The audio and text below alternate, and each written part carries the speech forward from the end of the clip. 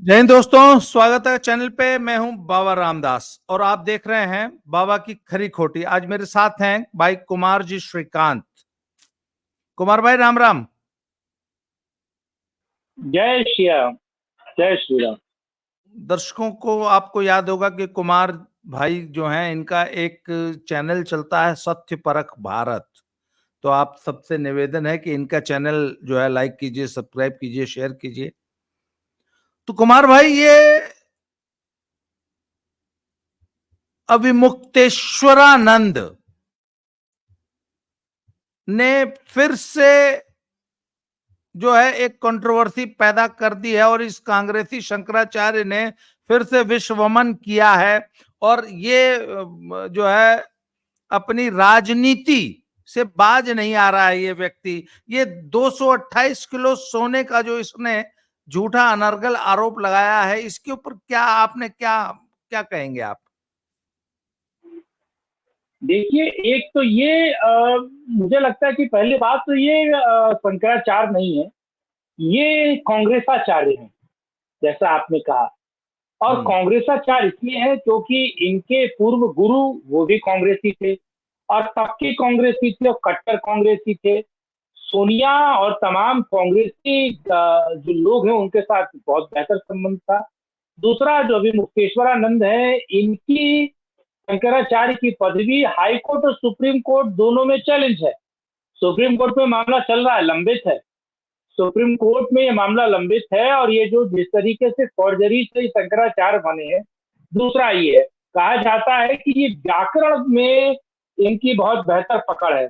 लेकिन व्याकरण को लेकर जब बनारस के ही ब्राह्मणों ने और बीएचयू के संस्कृत के आचार्यों ने, डॉक्टरों ने जब इनको चैलेंज किया, ये व्यक्ति भाग खड़े हुए। ठीक। तो एक ही किस बात के शंकराचार्य हैं कि बाकी विद्वान जो विद्युत परिषद है बनारस की, वो आपको पता होगी, उसके साथ ये शास्त्रार्थ नहीं करती, वेद नहीं बतलाते। दूसरा, ये वही शंकराचार्य है जो पिछले अखिलेश यादव की सरकार में इनको और बटुकों को रात में, आपको पता है, मूर्ति विसर्जन को लेकर रात में पुलिस पीटी और इतना पीटी कि वो नेशनल मीडिया की सुर्खी बनी। अखिलेश सरकार ने, सेंट्रल गवर्नमेंट ने कुछ नहीं कहा और बीजेपी ने इनके खिलाफ तमाम तरह की चीजें करी और अखिलेश का और इनके बचाव में बहुत सारी चीजें हुई। लेकिन ये व्यक्ति, मुझे लगता है, अवसरवादी हैं।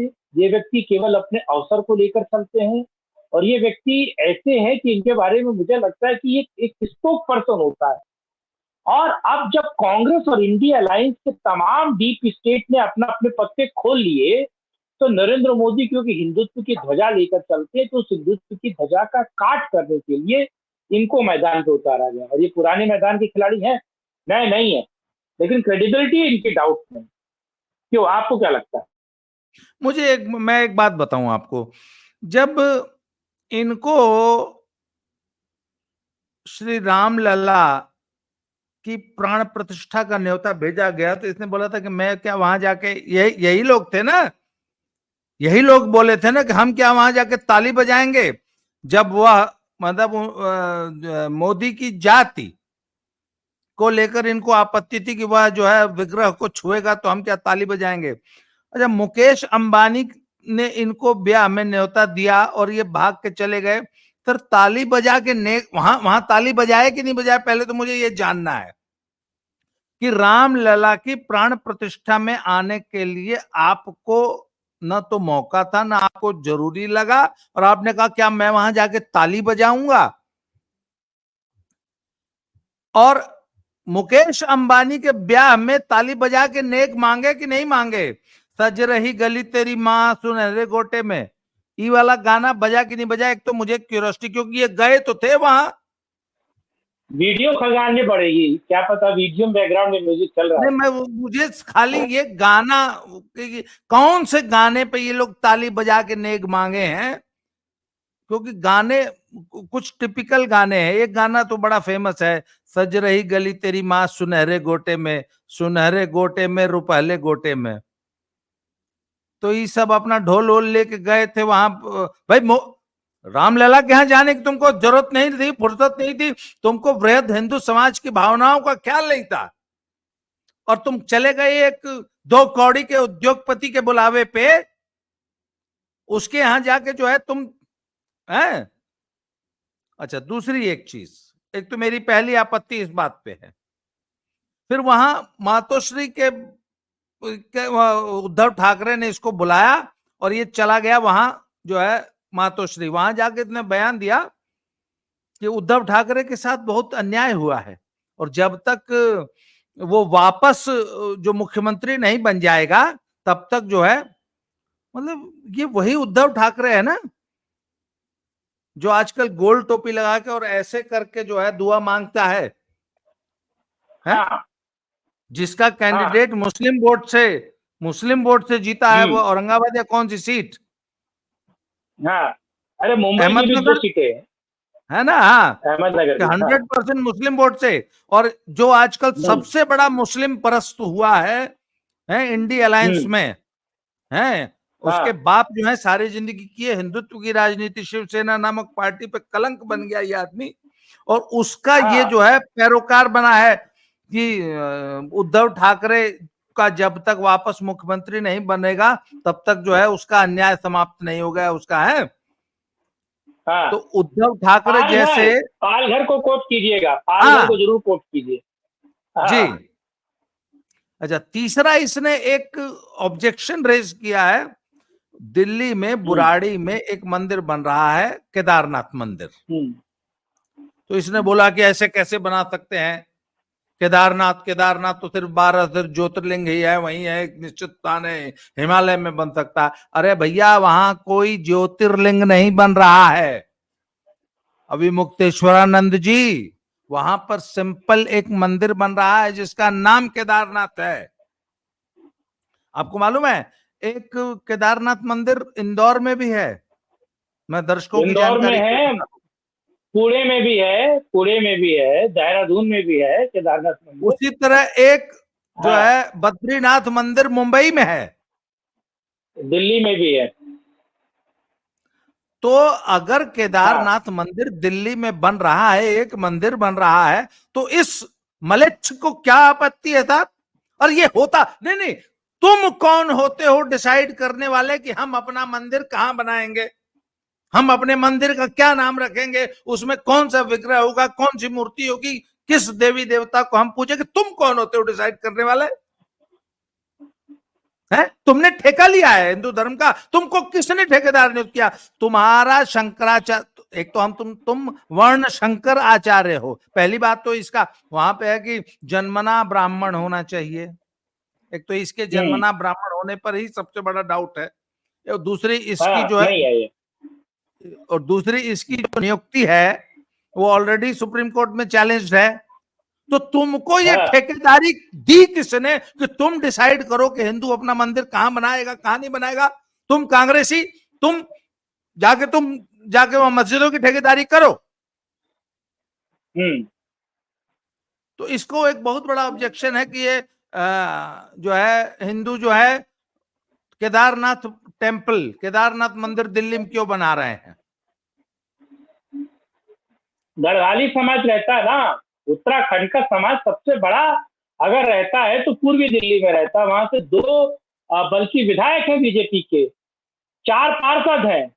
तो वहीं पर धामी को बुलाए थे एक दिन पहले, और वहां पर जो है प्राण प्रतिष्ठा नहीं, केवल अभी भूमि पूजन हुआ है, अभी केवल भूमि भूमि पूजन पूजन हुआ हुआ है। हाँ, जी। इसको लेकर बवाल काट दिया, इसको लेकर ये जो फर्जी आदमी है ये बवाल कर। देखिए, जानते हैं ऐसे लोग कितने दुष्ट हैं, क्योंकि देखिए इस्लाम और बाकी धर्म क्या है, वो प्रिस्क्राइब है, प्रिस्क्रिप्शन पे चलते हैं। हिंदू धर्म डिस्क्रिप्शन पे चलता है। यहाँ हर एक व्यक्ति का विवेक है, हर व्यक्ति को मानना न मानना उसकी स्वतंत्रता है। लेकिन ये हिंदू धर्म की जो खूबसूरती है, सत्य सनातन धर्म का जो मूल मंत्र है, यानी कि आप अपने हिसाब से डिसीजन ले सकते हैं, जो चाहे वो कर सकते हैं, ये इसके विरोध में खड़ा है ये व्यक्ति। यानी कि जो मूल भावना है उस मूल भावना के विरोध में खड़ा है। अच्छा, अनर्गल बयान, आपको पता है इस व्यक्ति ने एक बार भी, जो पाल घर में संतों की हत्या हुई, साधुओं को जो मारा गया, और उस वक्त महाराष्ट्र का मुख्यमंत्री कौन था?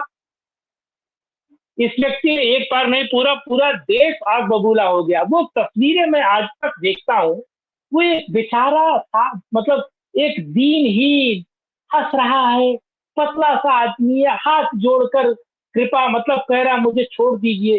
अब वो संत है, उसको पीटा जा रहा है, सर फटा हुआ है, और वो, मतलब क्या इस व्यक्ति ने उस चेहरे को नहीं देखा?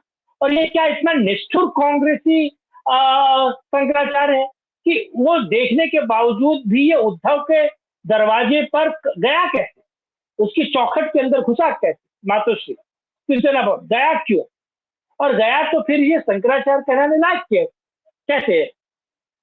ये क्या नाच गाना देखने गया था वहां पर? सवाल ये है ना कि नाच गाने देखने गया था। और ये हर चीज पर सवाल उठाता है। मुझे बताइए, आपको पता है इसने जब राहुल गांधी ने हिंदू धर्म को हिंसक कहा था, इसने दूसरे दिन इसको लेकर बोला कि राहुल गांधी को नहीं कहना चाहिए। आपको पता है उसके दूसरे दिन पलट गया, उसने कहा कि राहुल गांधी के बयान को तोड़ मरोड़ के पेश किया गया है। वो हाँ, किसी ये और राहुल गांधी का कंटेक्स्ट में बचाव में कह रहे उतर थे। गया था ये हाँ, आदमी। ये हाँ, राहुल गांधी ने हाँ, सभी हिंदुओं हाँ, को हिंसक नहीं कहा है। हाँ। अरे तो किसको कहा है? शिवाजी को कहा है, शिवाजी शिवाजी सरकार को कहा है हिंसक, राणा सांगो को कहा है हिंसक, भगवान कृष्ण को कहा है, भगवान राम को कहा है, 12 मतलब विष्णु के 10 अवतार को हिंसक कहा है, उनके मानने वालों को हिंसक कहा है। ये व्यक्ति इतना मूड मगज है, इतना दुर्बुद्धि है, ये हिंदू धर्म का चोला केसरिया पहन के हिंदुओं के खिलाफ बैटिंग करता है, क्योंकि डीप स्टेट का हिस्सा है। मैं आपको सीधे बताऊं, ये डीप स्टेट का हिस्सा है, और समय समय पर इसका इस्तेमाल तमाम लोग करते हैं अपने फायदे के लिए। तो ये हाथ की कठपुतली है।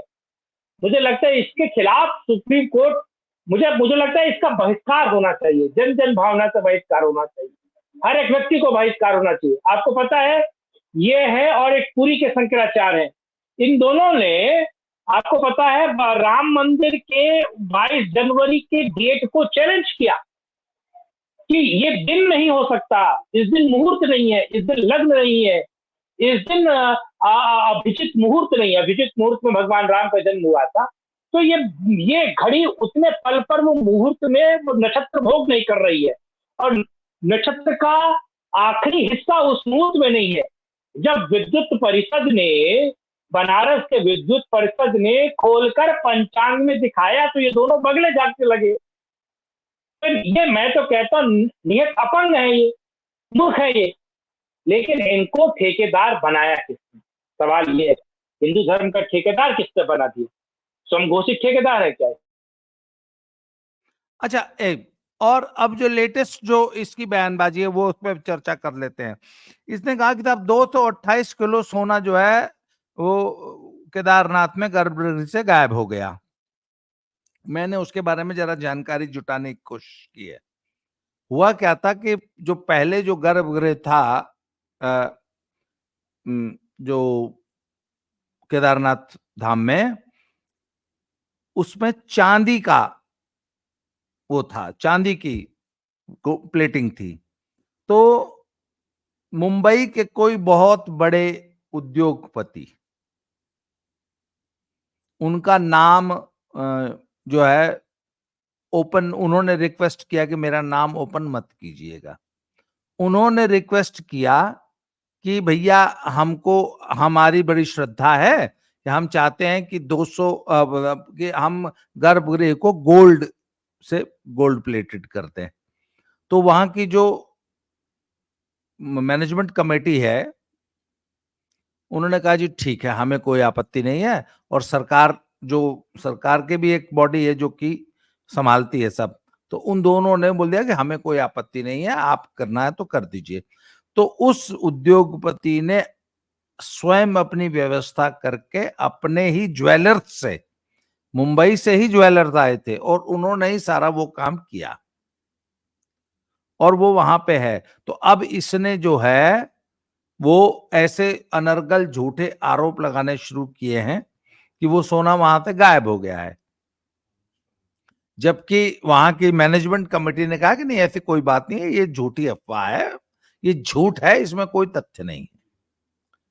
तो वो कहते हैं कि साहब वो उसका कलर चेंज हो गया है सोने का, तो अब उसमें क्या सच्चाई है ये हम नहीं जानते हैं, पर वहां की जो मैनेजमेंट कमेटी है वो ये कहती है कि नहीं, ऐसी कोई बात नहीं है। अच्छा, जब ये वहां पे गोल्ड प्लेटिंग हो रही थी, तब भी इसने बहुत बयानबाजी की थी, बहुत बवाल काटा था इसने और इसके गुर्गों ने इसके। तो ये जो है, ये सिर्फ जो है, ये एक कंट्रोवर्सी क्रिएट करना चाहता है। और अभी मैंने वहां के लोकल कुछ लोगों से पूछा कि क्या कारण है, बोला जी अब इधर क्या है कि बद्रीनाथ और केदारनाथ में और ये चारों धाम में जब से एक तो रोड कनेक्टिविटी बहुत अच्छी हुई है, तो बहुत ज्यादा श्रद्धालु आने लग गए हैं। तो इससे इन लोगों को जो है ये स्वाभाविक एक चिढ़, एक जलन जो है वो है। तो उसके लिए ये जो है उल्टे सीधे अनर्गल बयान देते रहते हैं और इस प्रकार के, और ये है कट्टर कांग्रेसी, और इसका एकमात्र काम है कि ये राहुल गांधी के, सोनिया गांधी के और डीप स्टेट के पेरोल पे ये आदमी काम करता है। और इसका एकमात्र जो एजेंडा है कि हिंदू धर्म को बदनाम करना, सनातनियों को बदनाम करना, और सनातनियों के मन में अपने ही व्यवस्था, अपने ही जो हमारे जो हमारा जो ये तीर्थ स्थलों का जो है ना, हाँ, जो लगातार हाँ, विकास हो रहा है गरिमा जो बनी है, जो सौंदर्यता हो हाँ, रही है, जो जो इसका जो विकास हो रहा है, पॉपुलैरिटी हाँ, बढ़ी है, तो हाँ, उससे इनको कांग्रेसियों को बहुत आपत्ति रहती है। जैसे ना, जैसे आपने देखा होगा कि काशी विश्वनाथ में भी ये लोग, जब काशी विश्वनाथ कॉरिडोर बन रहा था, तो इसने कौन सा झूठ, कौन सा प्रपंच बनारस में नहीं फैलाया, आप बताइए। मंदिर तोड़े जा रहे हैं, अरे जिन मकानों को जब तोड़ा गया तो मकानों के नीचे से मंदिर निकले, और सैकड़ों की संख्या में निकले। तब जब वो मंदिर जब कब्जा किए जा रहे थे और मंदिरों पे कब्जा करके वहां के लोग जब मकान बना के उनमें रहना शुरू किए थे, तब तो तुम्हारी एक बार भी जुबान नहीं फूटी। और जब उन मंदिरों को मुक्त कराया गया, मैं तो कहता हूं उनका जीर्णोद्धार हुआ, ऐसे बहुत सारे मंदिर जो घरों से निकले, बड़े प्राचीन मंदिर थे, हाँ, और तब ये जो है आलोचना कर रहा था कि ये जो औरंगजेब हो गया, इसने औरंगजेब शब्द इस्तेमाल किया था कि औरंगजेब है और ये मंदिरों को तोड़ रहा है मोदी के लिए। तो ये हिंदू धर्म को लगातार बदनाम करने का इसका षड्यंत्र रहा है। ये आदमी इतना कट्टर कांग्रेसी है, ये क्रिप्टो, मैं तो कहता हूं ये क्रिप्टो क्रिश्चियन, ये डीप स्टेट का एजेंट है।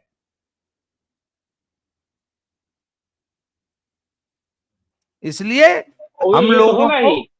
जी, परवरिश ऐसी है ना। देखिए, ऐसा है, कहा जाता है कि जो इनके गुरु, अच्छा, गुरु के बारे में आपको पता ही है। अच्छा, एक और महत्वपूर्ण है, क्या जब हिंदुत्व को लेकर सनातन धर्म को डेंगू मलेरिया कहा गया, जब तमाम लोगों हाँ, ने सनातन धर्म बिल्कुल, और हिंदू को खत्म करने की कोशिश की, कहीं चुनावी बात से कहीं, या फिर उसको राजनीतिक तौर पर कहा, इस व्यक्ति ने एक बार बोला, मुझे बताइए, इस व्यक्ति ने एक बार बोला, एक इसका व्यक्तित्व बता दीजिए, बिल्कुल, एक बार इसने क्या स्टालिन पुत्रों के खिलाफ कुछ बोला? क्या इन्होंने मल्लिकार्जुन खड़गे जो है उनके बेटे के खिलाफ कुछ बोला? राहुल गांधी ने बोला कि मंदिर लोग लड़कियां छेड़ने जाते हैं, इसको लेकर इसने कुछ बोला? क्या इस मुद्दे पर इस व्यक्ति ने बोला जो राहुल गांधी या तमाम लोग अनर्गल प्रलाप करते हैं? ये नहीं बोलता है ना महाराज। इसको इसी चीज से दिक्कत है, कैसे हिंदुत्व का कद बढ़ रहा है, कैसे नरेंद्र मोदी का कद बढ़ रहा है। अच्छा, एक और चीज ध्यान रखिएगा, एक और चीज मैं आपको पते की बात बताता हूँ, ये कभी योगी आदित्यनाथ के खिलाफ नहीं बोलता है। क्योंकि यो, क्योंकि इसको पता हाँ, है कि योगी हाँ, आदित्यनाथ जो है ना, वो अपने हाथ में बहुत हाँ, मोटा डंडा रखते हैं, और इनकी सारी गुंडई, इनकी सारी जो ये कांग्रेसी पिट्ठू बने हैं ना, हाँ, अगर ये योगी जी के खिलाफ अपने गंदे मुंह से अगर अनर्गल प्रलाप करेगा ना, हाँ, तो योगी जी इसको 1 मिनट में सुधार देंगे। तुरंत तुरंत सुधारेंगे। योगी के खिलाफ एक बाइट दिखा दीजिए इसकी। नरेंद्र मोदी, अमित शाह, बीजेपी सबके खिलाफ बोलेगा ये, हर एक व्यक्ति के खिलाफ बोलेगा। अच्छा, आपको पता है जब 2 बार ये बातें हुई और श्री श्री रविशंकर ने भी, आपको पता है जब राम मंदिर का डिसीजन नहीं आया था उससे पहले श्री श्री रविशंकर ने एक तरीके से मीडिएटर के तौर पर बात किया था, ठीक है, कि वो इधर उधर, इस व्यक्ति को उस चीज से भी दिक्कत थी। इसका कहना था कि शंकराचार्य हूं मैं और इनके जो गुरु थे, मुझे इस सारी चीज में क्यों नहीं लिया जाता। और इनके जो गुरु पूर्व जो शंकराचार्य थे, वो उन्होंने एक बार पत्रकारों को भी पीट दिया था, आपको याद है ना। हाँ हाँ, बहुत और बदतमीज ये आदमी थे ऐसे, भाई। हाँ, ये सब जो है हाँ, संतों के नाम पे असली कलंक यही सब है। मुझे एक हाँ, बात बताइए, तुम संत कैसे हो जो तुमको इतना गुस्सा आ जाता है? हैं? हाँ, एक दिन वो पुरी वाले वो कह रहे थे कि हम पता नहीं कौन सा भस्म कर देंगे या कर देंगे वा कर देंगे, हैं? पता नहीं हाँ, कितने लाख संघियों को भस्म कर चिरकुटाई, रहे थे। अरे चिरकुटाई है सर, ये सब हाँ चिरकुट है साहब। हाँ, हाँ। ये और छोटा ये सा, अपने आप, आपको पता है नहीं ना, नहीं, दोस्तों। उसके बाद ये हाँ, सब अपने आप को हिंदू धर्म का ठेकेदार बनते हैं। इनसे पूछ के मंदिर बनेगा, इनसे पूछ के मुहूर्त निकाला जाएगा। बताइए ये बताएंगे, इनका नहीं इलाज नहीं, क्या अब है। ये बताएंगे कि प्राण प्रतिष्ठा होगी कि नहीं होगी, मंदिर अभी अपूर्ण है कि नहीं है, हैं? ये रोज नई व्याख्या लेके चले आते हैं। ये रोज हम हिंदुओं को कंफ्यूज करते हैं। अच्छा मुझे बताइए, रामलला की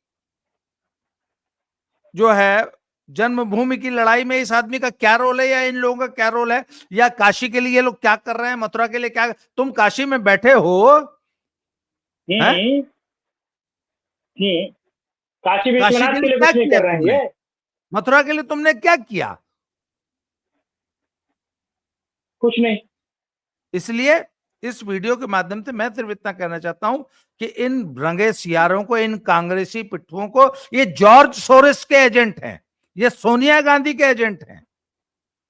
इनको तो पहचानिए और इनको इनकी औकात याद दिलाइए। हिंदू समाज जब इनको इनकी औकात याद दिलाएगा तब इनको पता चलेगा। तो है। कुमार भाई, कंक्लूड कीजिए आज की चर्चा को। आपने समय दिया, बहुत बहुत मैं धन्यवाद मेरा जी। मेरा तो ये मानना है कि इनका बहिष्कार होना चाहिए, सर्व समाज में बहिष्कार हो, तब इनको उनकी बिल्कुल औकात बिल्कुल बिल्कुल। पता चले। हम्म बहिष्कार ही। और आम बच्चे से लेकर बड़ा व्यक्ति, बूढ़ा आदमी हर पूछे कि भाई तुम हो कौन, हम्म तुम्हें किसको 10 रुपए की, 100 रुपए की, 5,000 के स्टाम्प पेपर पे लिखवा लिया है हिंदुत्व धर्म, कि तुम हम्म। इसकी ठेकेदारी करोगे। इसका बहिष्कार ही सही उपाय है।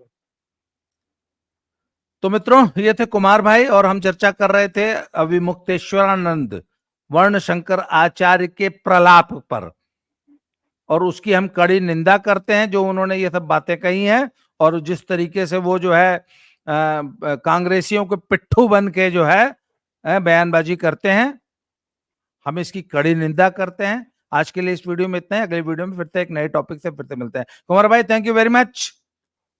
जय श्री राम। जय श्री राम, जय जय श्री राम।